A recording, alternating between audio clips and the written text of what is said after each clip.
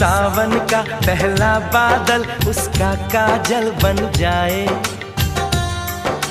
मौज उठे सागर में जैसे ऐसे कदम उठाए। रब ने जाने किस मिट्टी से उसके अंग बनाए। छम से काश कहीं से मेरे सामने वो आ जाए। भोली सी सूरत, आंखों में मस्ती, दूर खड़ी शर्मा।